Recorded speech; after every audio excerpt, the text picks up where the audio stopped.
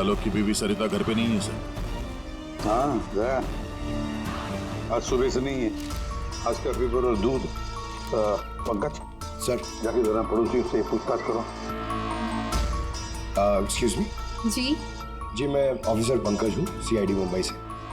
Hello sir, मैं Poonam. Hello, ये सरिता यहाँ रहती हैं? ये हाँ, कहीं हाँ। गई हुई है बाहर, आपको पता है? वो तो नहीं पता। क्यों, कोई प्रॉब्लम हो गई है? इनके घर की कोई एक्स्ट्रा चाबी होगी आपके पास?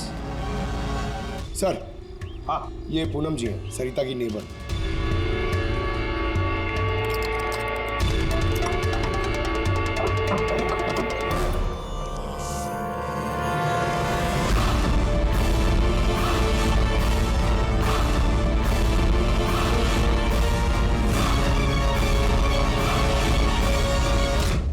जिस तरह से घर के अंदर ये सामान बिखरा पड़ा है, ऐसा लगता है कि कल रात यहाँ पे कुछ हुआ था।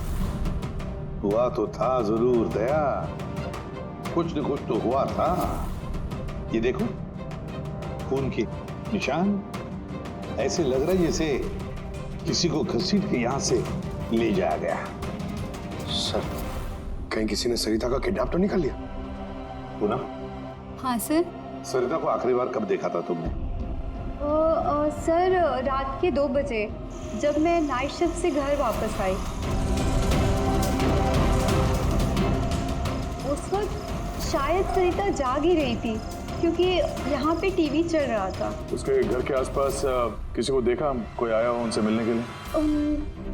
कुछ और तो नहीं, पर हाँ, एक वाइट कलर की वैन थी जो घर के बाहर खड़ी थी, पर सुबह वो वहाँ नहीं थी। तो उस वैन को पहले भी कभी देखा था यहाँ आसपास? नहीं, कभी नहीं। अच्छा, उसका नंबर याद है, नोट किया था? नंबर तो नहीं नोट किया, मैंने ध्यान नहीं दिया। अच्छा, तुमने कुछ शोर शराबा या झगड़ा वगैरह सुना उस वक्त? हाँ, आवाज़ें तो आ रही थी जोर जोर से, पर मुझे लगा कि शायद सरिता जाग रही है, टीवी देख रही है, तो मैंने उतना ध्यान नहीं दिया। अच्छा पूनम, ये जो तुमने लड़ाई झगड़े की आवाजें सुनी, कितने बजे थे? यही करीब 3 बज रहे होंगे। 3 बजे? तो सरिता का किडनैपिंग 3 बजे हुआ था। तो डेफिनेटली ये सरिता का किडनैपिंग और टोनी का मर्डर, इन दोनों का आपस में कोई ना कोई कनेक्शन है सर। 100% दया, कनेक्शन 100% है, पर इससे पहले कि सरिता को कुछ हो जाए, उसे हमें बचाना होगा। और पंकज सर, ये व्हाइट वैन, सफेद वैन जो पूनम ने अभी अभी बताया, उस वैन की पूरी इंफॉर्मेशन चाहिए हमें, पूरी की पूरी इंफॉर्मेशन।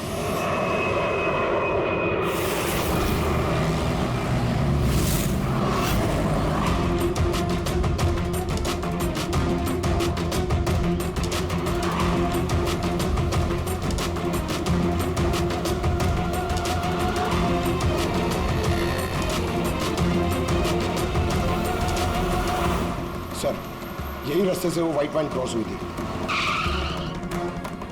ये रास्ता तो आगे हाईवे नंबर 15 से जाके मिलता। कहीं ऐसा तो नहीं कि किडनैपर्स इस सरिता को शहर से बाहर ले गए हो? सर नहीं सर, क्योंकि वो आगे जो टोल नाका है उसमें गाड़ी क्रॉस नहीं हुई है। तो फिर जरूर किडनैपर्स ने सरिता को टोल नाका और सिग्नल के बीच में कहीं छुपा के रखा। तो सर, इस सिग्नल और टोल के बीच में कोई तो रास्ता होगा जो अंदर जाता है, और शायद किडनैपर्स का अड्डा वहीं कहीं आसपास होगा। हाँ, चलो देखते हैं कोई रास्ता है क्या।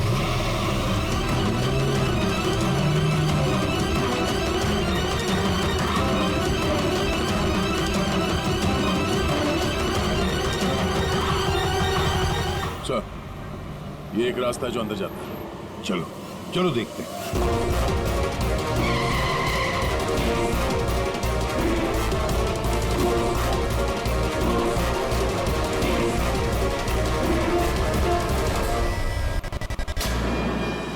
सर, वो पीछे।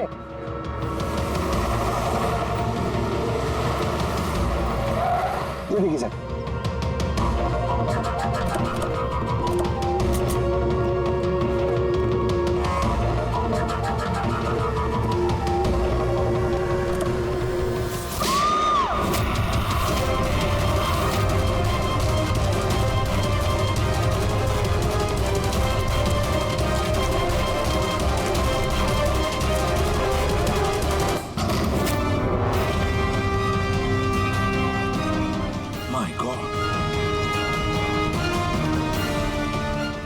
था। सर अंदर कोई नहीं है। तुम ठीक हो? सर लगता है खूनी गाड़ी लेके बाहर। मैं देखता हूँ सर।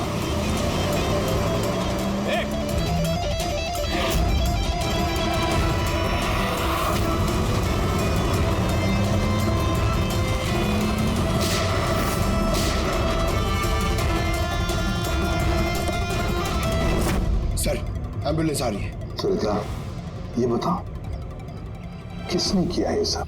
उसने मेरी आंखों में पट्टी बांध रखी थी, इसलिए उसका चेहरा भी नहीं देख पाई मैं। नहीं सर, निकल गया। गाड़ी का टायर पंचर करके गया वो। सरिता बताओ क्यों किया होगा ये सब उसने? सर उसको मेरे पति आलोक का फाइनेंशियल रिकॉर्ड चाहिए था, पता नहीं क्यों। पर तुम्हारे पति आलोक अब इस दुनिया में नहीं रहे ना? हाँ सर, उन्होंने आत्महत्या कर ली थी क्योंकि किसी फ्रॉड ने उन्हें धोखे से लाखों रुपए लूट लिए। पर वो पैसे भी उनके नहीं थे सर, उन्होंने किसी से कर्जा लिया था, पर कर्जा ना चुकाने की वजह से उन्होंने सुसाइड कर ली सर। अब ये क्या चक्कर है सर? ये किडनैपर को आलोक के फाइनेंशियल रिकॉर्ड्स में इतनी दिलचस्पी क्यों होने लगी? पंकज, यार इस किडनैपर को दिलचस्पी इसलिए कि मुझे तो लगता है कि ये किडनैपर, ये खूनी भी वही है जिसने आलोक को पैसे दिए थे। और जैसे उसे पता चला कि आलोक इस दुनिया में नहीं रहा तो प्रॉब्लम आया, पैसे वसूल किससे करे। उसे पता चला कि आलोक का सारा पैसा टोनी के पास है तो उसने टोनी को खत्म कर दिया। और फिर खुद पर इल्जाम ना आए, सारे सबूत मिटाने के लिए उसने सरिता को फोन किया और उसे पूछा कि आलोक का सारा फाइनेंशियल रिकॉर्ड कहां पर है। कौन हो सकता है ये? सरिता, सर। एक काम कर सकती हो? हाँ सर। आलोक की फाइनेंशियल रिकॉर्ड्स हमें दे सकती हो? माय गॉड,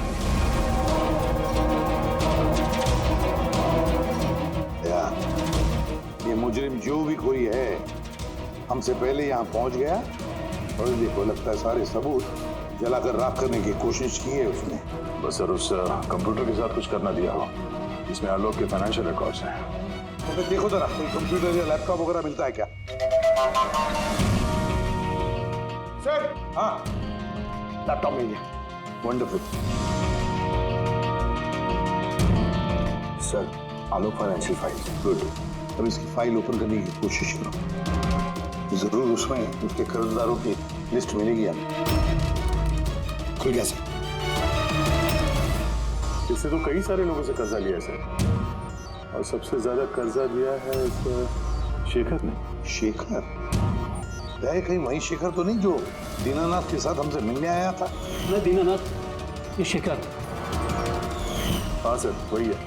तो दया, इस शेखर का पिंजरे में जाने का वक्त आ गया। वो सफेद वैन तो मिल गई सर, पर शेखर का अभी तक कुछ पता नहीं चल पाया। सर शेखर भले ही खून करके भाग गया हो लेकिन ज्यादा दूर नहीं जा पाएगा। फिर भी कुछ ना कुछ तो गड़बड़ जरूर है इस केस में। पता नहीं क्यों लेकिन सही नहीं लग रहा है मुझे। क्या हुआ सर, आपको कुछ और लग रहा है क्या? अब जिस तरह सोचो, ये सरिता का किडनैप होना, उसके बाद में हमें बड़े आसानी से वो सफेद वैन मिलना लावारिस पड़ी हुई, उसके बाद में आलोक की फाइनेंशियल रिकॉर्ड जिसमें शेखर का भी नाम है वो भी बड़े आसानी से मिले हमें। हाँ सर, वो फाइनेंशियल रिकॉर्ड लैपटॉप के डेस्कटॉप पे ही था। यही तो मैं कह रहा हूँ दया, गड़बड़ है। हालांकि ये ऐसे फाइनेंशियल रिकॉर्ड्स अलग से फोल्डर में होने चाहिए, पासवर्ड प्रोटेक्टेड होने चाहिए ना। सर लेकिन अगर हमें वो सुराग मिल रहे तो ये तो अच्छी बात है ना। नहीं पंकज, हमें सुराग मिल नहीं रहे हैं, सुराग हमें दिए जा रहे हैं एक के बाद एक, एक के बाद एक। इसीलिए तो मैं कह रहा हूँ ना, गड़बड़ है, कुछ ना कुछ तो गड़बड़ जरूर है। हमें गुमराह करने की कोशिश हो रही है। टोनी के बारे में आपको जो कुछ भी याद है जरा डिटेल में बताइए। बात करने में, लोगों को बड़े से बड़े सपने दिखाने में बहुत अच्छा था ये टोनी। ऐसे किसी से घुल मिल जाता था केवल 2 मिनट में कि जैसे आपको लगे कि दुनिया में उससे अच्छा आपका कोई दोस्त है ही। और हाँ सर, आलीशान पार्टीज वगैरह रखी थी उसने अपने इन्वेस्टर्स के लिए। उन पार्टीज की तस्वीरें हैं आपके पास? सर पूर्वी ने ये फोटो भेजी है, सस्पेक्ट के घर से मिली है। अच्छा, तो ये है वो इस पूरे खेल के पीछे। मतलब शेखर भी इसी के कब्जे में होगा सर? इसका फोन ट्रैक करो। शेखर की जान को खतरा है, शेखर को बचाना होगा।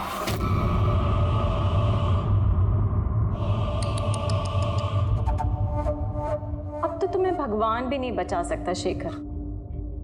सीआईडी को सारे सबूत तुम्हारे खिलाफ मिले हैं। अब तो ये ट्रिगर दबाकर तुझे बस मार डालूंगी और उन सबको लगेगा कि तू देश छोड़ के भाग गया। नहीं, ऐसा मत करो प्लीज, मत मारो मुझे। मैं वाकई देश छोड़ के चले जाऊंगा। आपके बारे में मैं किसी को नहीं बताऊंगा। I promise. अरे शेखर, तुम समझ नहीं रहे हो। तुमने मेरा चेहरा देख लिया है। अब मैं तुम्हें छोड़ने की बेवकूफी तो करूंगी नहीं, इसलिए तुम्हें मरना पड़ेगा। मत मारो मुझे प्लीज, मत। कोई है? प्लीज बचाओ मुझे, बचाओ मुझे। कोई है? मुझे मार के खाया। बचाओ।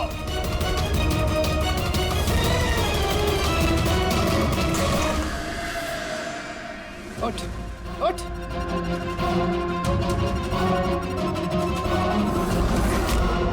सर, मैं रीटा, टोनी सर की सेक्रेटरी। तुम्हारा चेहरा तो हमने भी देख लिया था मिस रीटा। मैंने तो कोई सबूत, कोई गवाह कुछ नहीं छोड़ा था। तो आपको कैसे पता चला? इस फोटो के जरिए। तुमने हमसे कहा था कि तुम टोनी को पिछले 2 हफ्ते से जानती हो, तो फिर 2 साल पुराने इस फोटो में तुम क्या कर रही हो? ये बहुत कुछ कह गया। अब बताओ, तुमने अपने बॉस टोनी को क्यों मारा?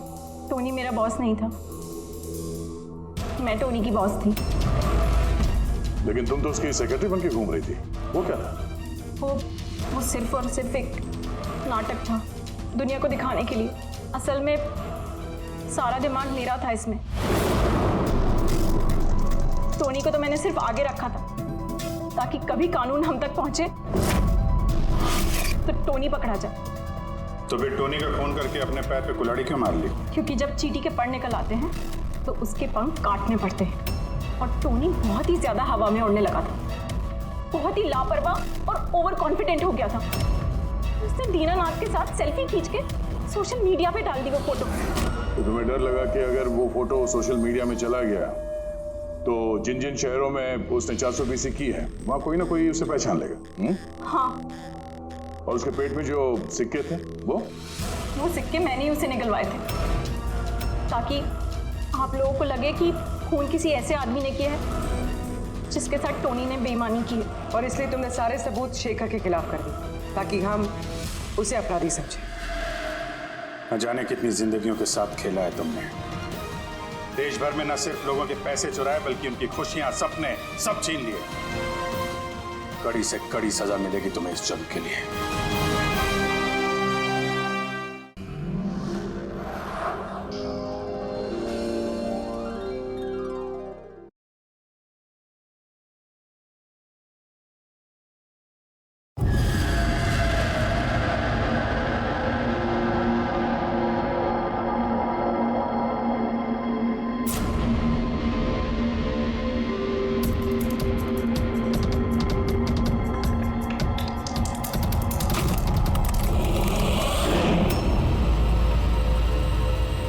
कौन है?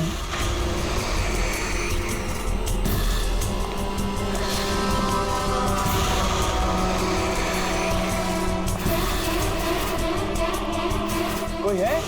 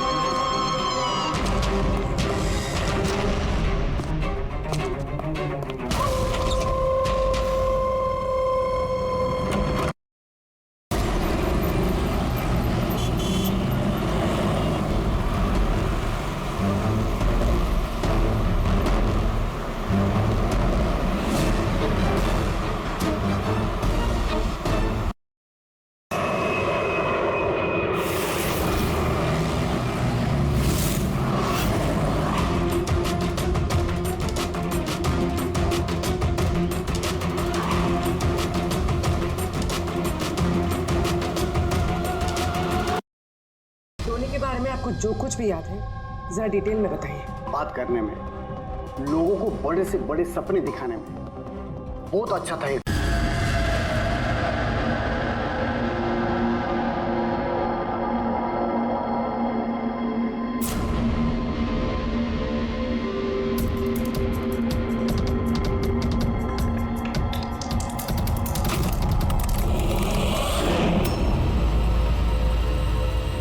कौन है?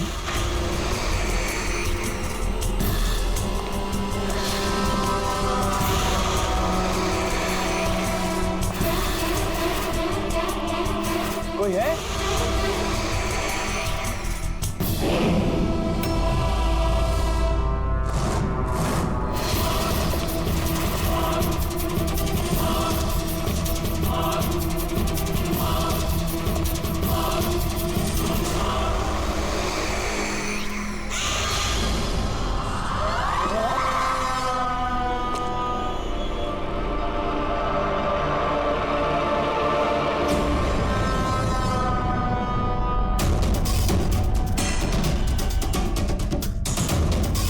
कौन है वहाँ?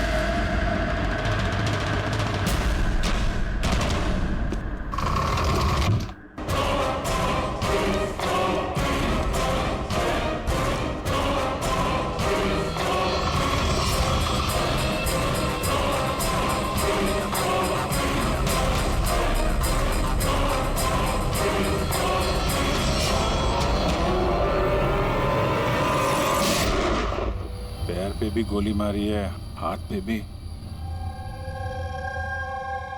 ये बॉडी सबसे पहले किसने देखी थी? सर मैंने देखी थी।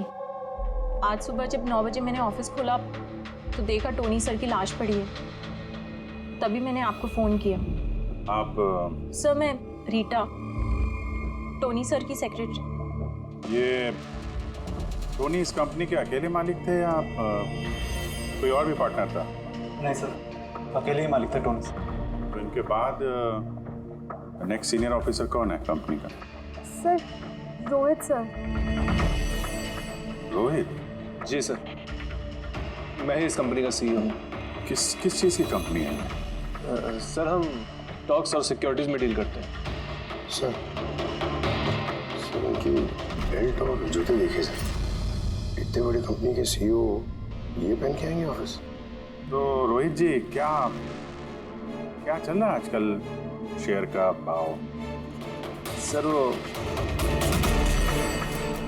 एक्चुअली सर आज मेरी नींद जरा देर से खुली तो मैं अखबार या इंटरनेट पे चेक नहीं कर पाया। अच्छा, तो आपकी कंपनी का कौन सा अच्छा स्टॉक है जो बढ़िया परफॉर्म कर रहा हो, उसके बारे में कुछ बताइए। क्या नाम है उसका? सर वो याद नहीं आ रहा सर। तो आप लोग बताइए स्टॉक के बारे में, एक भी स्टॉक का नाम बताइए आप लोग।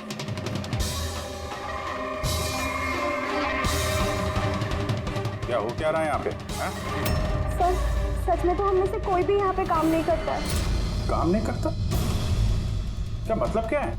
मतलब सर हम सब लोग एक्टर्स हैं।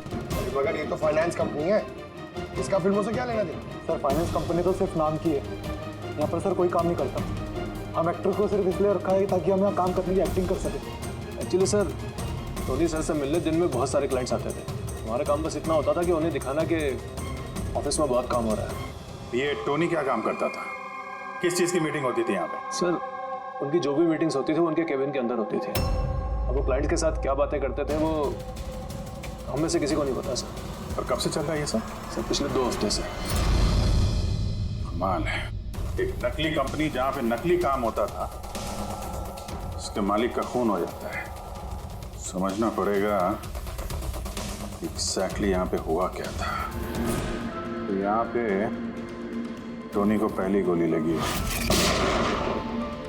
अगर उसे गोली यहाँ लगी है तो वहां उसे भाग जाना चाहिए था। वो तो एग्जिट है, वो वापस ऑफिस के अंदर क्यों गया? शायद खूनी इस तरफ होगा, बचने के लिए इधर भागा होगा। ये हैंडल पे भी खून है। वहां से अंदर आया और फिर वहां पे लेके गया उसको जहां पे खून हुआ। ब्लड ट्रेल इधर भी है। सर ये यहाँ देखिए, इतना सारा खून। लगता है यहाँ पे छुप के बैठा होगा बचने के लिए। खूनी आया, उसके बाद उसको वहां ले गया जहां पे उसकी मौत हो गई। सर वो पानी का बॉटल सर, पानी लग रहा है सर। है तो पानी, बॉटल में खून। बॉटल हाथ में थी या उससे मारा?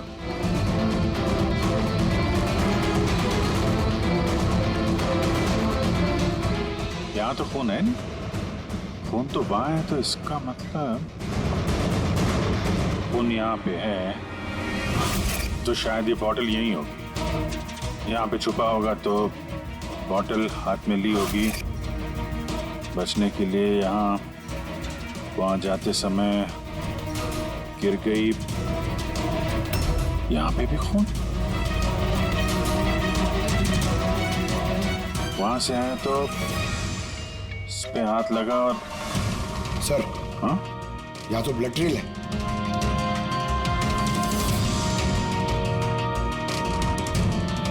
यहाँ पे क्या कर रहा था?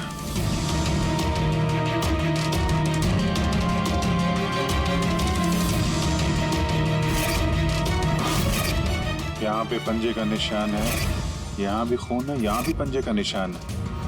कुछ पकड़ रहा था या फिर? अरे क्या? ठीक हो? हाँ सर। गन छुपा के रखी है अंदर। शायद इसी को ढूंढने आया होगा, लेकिन इसके पहले गन तक पहुंचता खूनी पहुंच गया इसके। वैसे ये ऑफिस में उसने गन क्यों छुपा के रखी? ऑब्वियसली उसकी जान को खतरा होगा। इतना गड़बड़ घोटाला करके रखा हुआ था यहाँ पे, एक्टर्स लोगों को हार करके रखा था। पता नहीं कितने दुश्मन होंगे इसके। ये डायरी भी।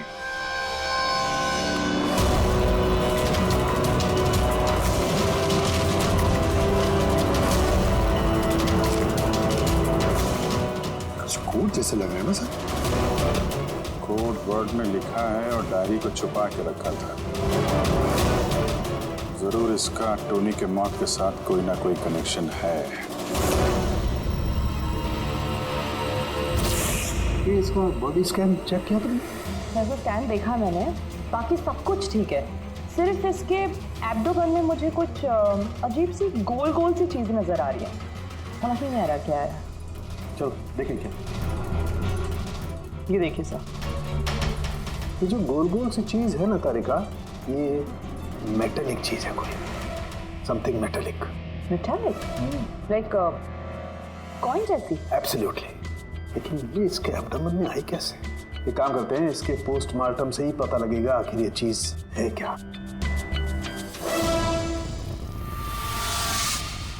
यार सालुंखे, टोनी के पेट में से ये 5 सिक्के निकले। बॉस, मैंने इन सिक्कों के बारे में पता लगाया। ये सिक्के किसी भी देश की ऑफिशियल करेंसी नहीं है। मगर सर कोई अपनी मर्जी से ये सिक्के क्यों खाएगा? शायद खूनी ने टॉर्चर करने के इरादे से टोनी को मजबूर किया होगा ये सिक्के निकलने के लिए। कोई ना कोई कनेक्शन तो है इस सिक्कों का इस केस के साथ।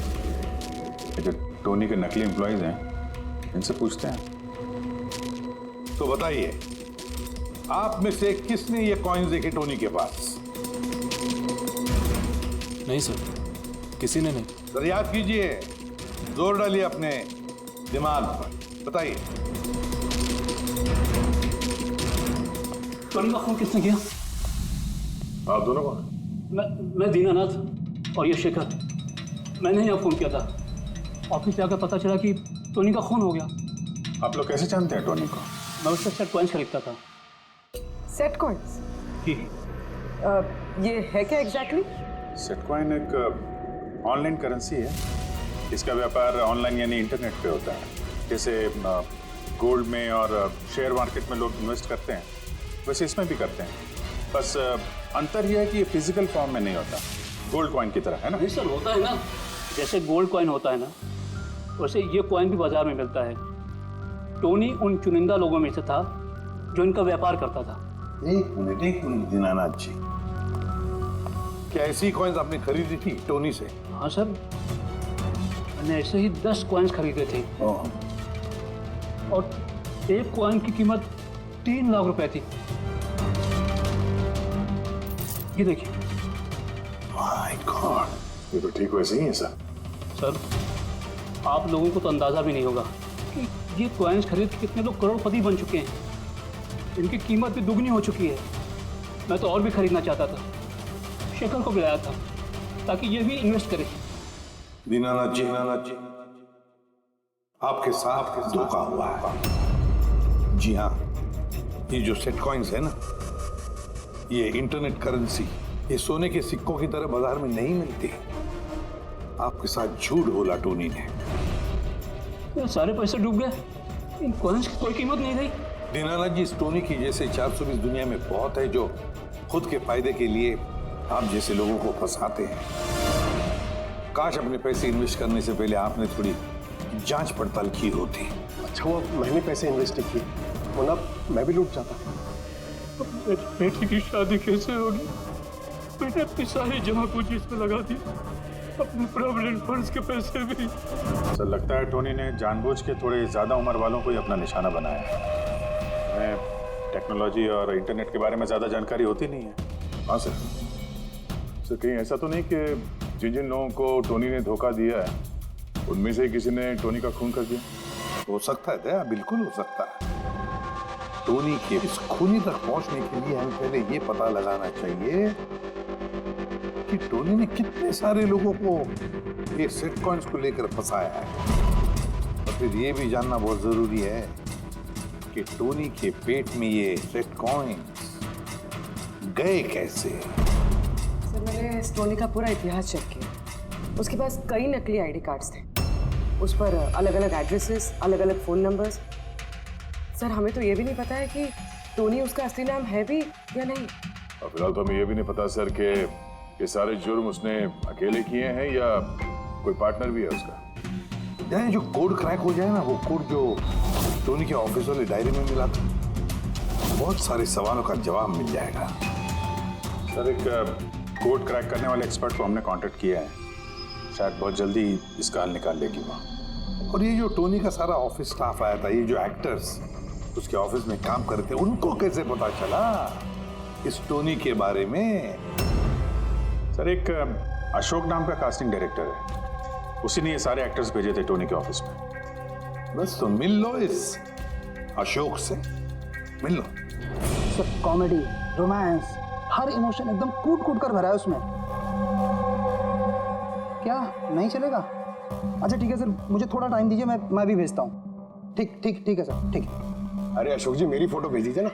एक्शन, कॉमेडी, रोमांस, सब में नंबर 1 हूं मैं। देखो भाई, तुम हीरो तो बन नहीं सकते, एक कॉमेडियन का रोल है, करोगे? कॉमेडी?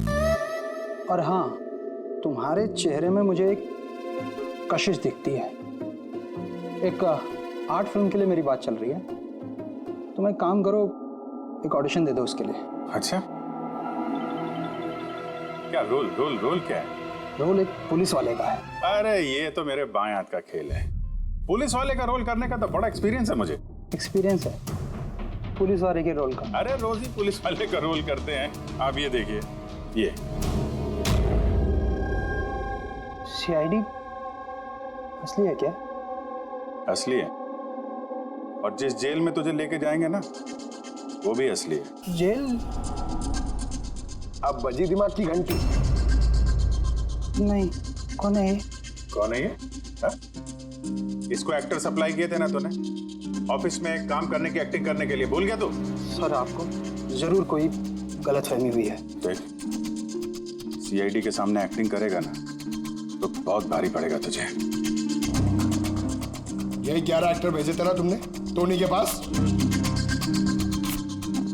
हाँ याद आया, भेजा था मैंने, लेकिन सर काम करने की, एक्टिंग के लिए नहीं भेजे थे, बल्कि टोनी ने मुझसे ये कहा था कि वो एक शॉर्ट फिल्म बना रहा है और उसको कुछ स्ट्रगलिंग एक्टर चाहिए।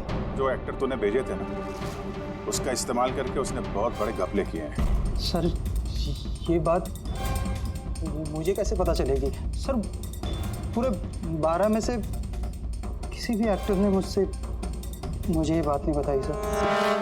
12? सर उसकी ऑफिस में तो 11 लोग थे, ये 12वां कहां से आ गया? अच्छा, वो जो एक्टर भेजे थे उनकी लिस्ट दिखाना जरा। जी सर।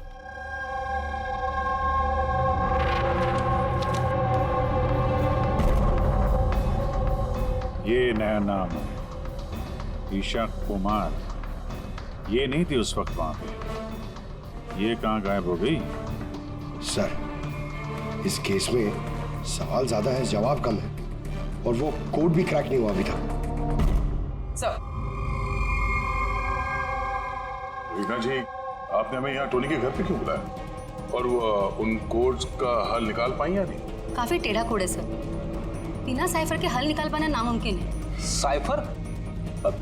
ये साइफर क्या होता है? साइफर कोई ऐसी किताब या डायरी होती है जिनके अंदर इन खुफिया कोड्स का राज छुपा होता है। फ्रेडी, जैसे अंडरवर्ल्ड की दुनिया में ये चीजों के नाम को कोड्स में इस्तेमाल करते हैं, जैसे गन है उसे घोड़ा कहते हैं, और कौवा मतलब मोबाइल। तो ये सारे कोड्स एक साइफर में होते हैं। अगर ये साइफर मिल जाए तो सारे सवालों के जवाब मिल जाएंगे। सर मुझे लगता है ये टोनी इस साइफर को ऐसी जगह रखता होगा जहाँ से उसे वो आसानी से देख सकता हो या पढ़ सकता हो। लेकिन सर उसका ऑफिस तो अच्छी तरह से चेक किया था, वहाँ पर तो कुछ भी नहीं मिला। तो हो सकता है टोनी के घर पे मिल जाए। ये देखिए सर, बड़ा अजीब सा निशान इस पेपर पर। शायद ये निशान इस कोड का कोई अहम हिस्सा है। तो इस निशान का राज यहीं कहीं होना चाहिए। घर का एक कोना चेक करते हैं।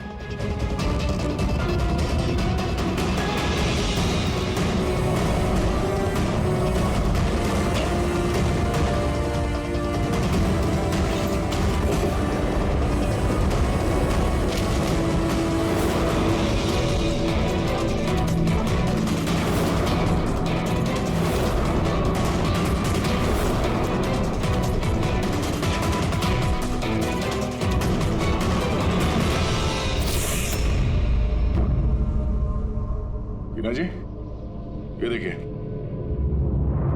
इस किताब में भी ठीक वैसा ही निशान है।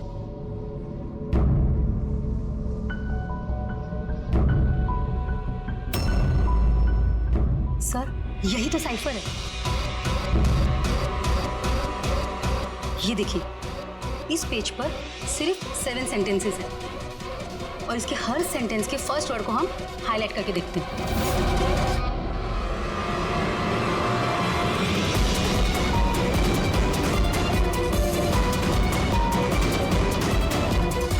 ये सीजर का क्या होता है? जूलियस सीजर का नाम तो सुना होगा ना? हाँ। लगता है उसके जमाने का कोई पुराना कोड है। तो यहाँ ये सीजर के आगे जी भी तो है। यही तो मालूम करना है कि कौन से सीजर साइफर का इस्तेमाल हुआ है। मान लो ए अगर जी है और बी अगर एच है तो A to Z कुछ इस तरह दिखेगा। ये देखिए,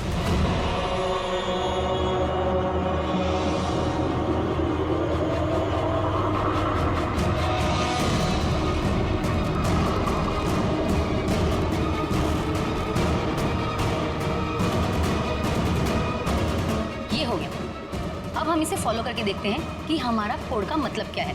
और हमारा पहला कोड है SUNGTQASGX-10।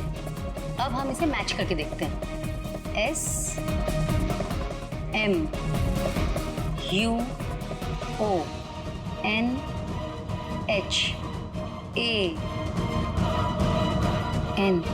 मोहन?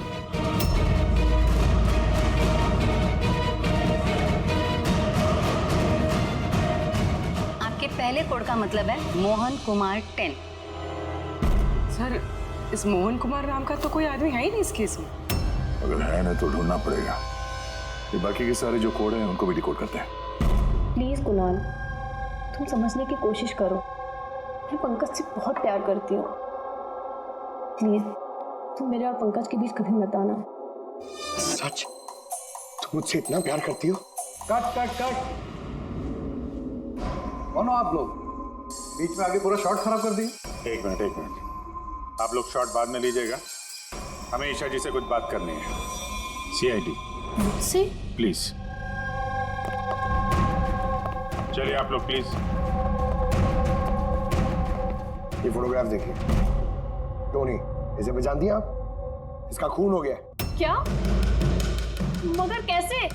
ज्यादा ओवर एक्टिंग करने की जरूरत नहीं है, कैमरा ऑफ है।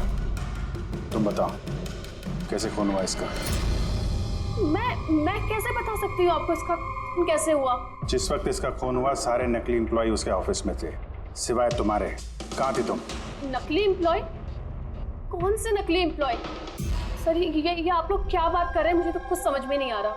टोनी ने तुम लोगों को हायर किया था ना उसके ऑफिस में क्लर्क की एक्टिंग करने के लिए। उसने तो मुझे अपनी मंगेतर का रोल प्ले करने के लिए पैसे दिए थे, वो भी बस एक दिन के लिए। मंगेतर का? हाँ सर, उसके माँ बाबूजी आए थे उससे मिलने और वो उन्हें दिखाना चाहता था कि वो शादी करने वाला है और वो अपनी जिंदगी में बहुत खुश है। उसने तुमको तो बताया होगा ना अपने माँ बाप के बारे में, सारी इंफॉर्मेशन दी होगी। जी हाँ, बहुत कुछ बताया था ताकि कुछ गड़बड़ ना हो जाए और मुझे याद रहे कब कौन से डायलॉग बोलने हैं। उसके माँ बाप के बारे में जितनी भी इंफॉर्मेशन है तुम्हारे पास, एक एक चीज सब हमें बताओ। Thank you sir. Codes decode हो गए। हर कोड से एक नाम मिला है और नाम के आगे एक नंबर। जरूर ये वो लोग हैं जिनको टोनी ने सेट कॉइन्स बेचे थे, और ये नाम के आगे जो नंबर है इसका मतलब है किसके पास कितने सेट कॉइन्स हैं। जैसे ये मोहन ने ये 10 सेट कॉइन्स खरीदे थे, चिराग 6, विजय कुमार 8, एक्सेट्रा एक्सेट्रा। मतलब खूनी इनमें से ही कोई एक है? लगता तो ऐसे ही है। इन सारे बारातियों को ब्यूरो में बुलाओ सेट कॉइन्स के साथ। सर, मैंने टोनी को नहीं मारा। आपने मुझे बताया तब तो मुझे पता चला कि टोनी का मर्डर हो गया। कल रात तुम कहाँ थे? कल रात मेरे सर में दर्द था तो मैं कल रात 10 बजे ही सो गया था सर। अच्छा, और कौन है आपके घर में? मेरे घर में बस मैं हूँ सर, और मेरा एक बेटा है जो विदेश में नौकरी करता है। मैंने तो अपने रिटायरमेंट फंड के 15 लाख लगाए थे इसमें। अब मुझे ये समझ में नहीं आ रहा है कि मुझे कैसे वापस मिलेंगे। गन रखते हो ना तुम? सर, मेरी गहनों की दुकान है, सिक्योरिटी एंड प्रोटेक्शन के लिए मुझे अपने पास गन रखनी पड़ती है सर।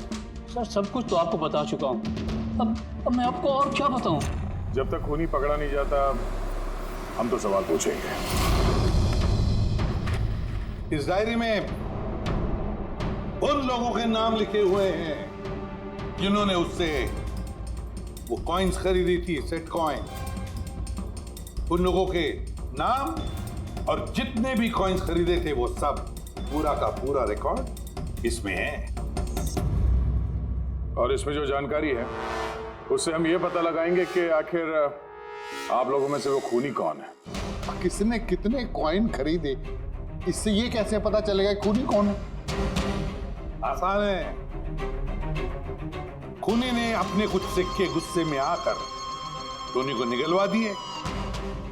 अब इस बही खाते के हिसाब से जिसके पास भी कम सिक्के निकलेंगे वही हमारा खूनी है।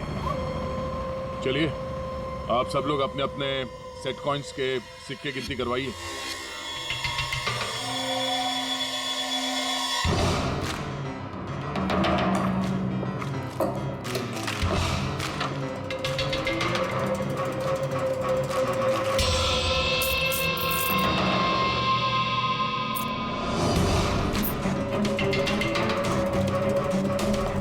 सर सारे के सारे कॉइन्स हैं, एक भी कम नहीं। कोई भी कम नहीं?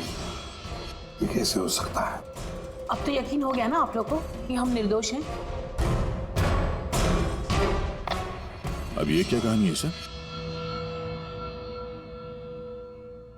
अगर ये सारे निर्दोष हैं तो फिर गुनहगार कौन है? ये तो अब टोनी के माता पिता ही बताएंगे।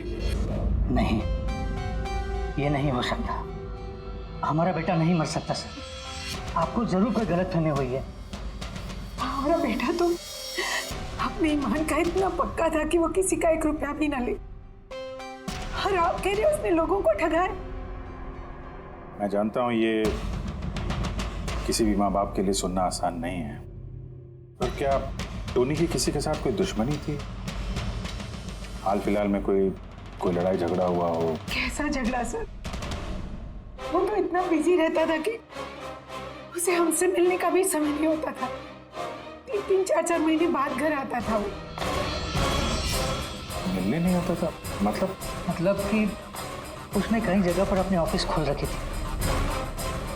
कहाँ और कहाँ पे ऑफिस था इसका? दिल्ली, पुणे। जिस शहर में ये टोनी रहा है, कुछ ना कुछ घपला तो जरूर किया होगा उसने। कुंडली निकालो इसके पिछली जिंदगी की।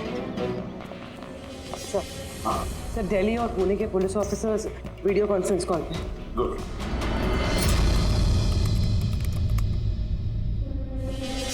सर, इस स्केच को देखिए सर। टोनी से इसकी शक्ल मिलती है। इस आदमी के खिलाफ 2 साल पहले यहाँ दिल्ली में FIR दर्ज हुई थी। कई लोगों के साथ में चिट फंड में इसने घोटाला किया था, लेकिन सर इसका नाम टोनी नहीं बल्कि अमर है। सर यहाँ पर उसका नाम प्रशांत था। पिरामिड स्कीम के नाम पर उसने लोगों को बड़े बड़े सपने दिखाए और कई लोगों के पैसे खा गए। बहुत लोगों ने उसके खिलाफ कंप्लेंट भी दर्ज की। सारे शहरों में यही कारनामा किया सर इसने। एक शहर से बेईमानी का पैसा इकट्ठा करके दूसरे शहर को रवाना हो गया किसी और को टोपी पहनाने। इसका मतलब है इस टोनी के दुश्मन सिर्फ इसी शहर में नहीं, बाकी शहरों में भी हैं। तो खूनी में से कोई हो सकता है। मतलब सर, हर शहर से ऐसे लोगों की लिस्ट निकालनी पड़ेगी जिनके साथ धोखा हुआ है। सर यहाँ पर उसके खिलाफ कल्पेबल होमिसाइड की केस भी है। आलोक नाम के आदमी के उसने पैसे खा लिए थे। वो सदमा वो आदमी बर्दाश्त नहीं कर पाया, इसलिए उसने सुसाइड किया। तो टोनी को मारने का सबसे बड़ा मोटिव तो आलोक के किसी करीबी के पास है। ना तो उसने सिर्फ पैसा खोया बल्कि अपने किसी करीबी को भी खोया है। हाँ, आलोक, पुणे।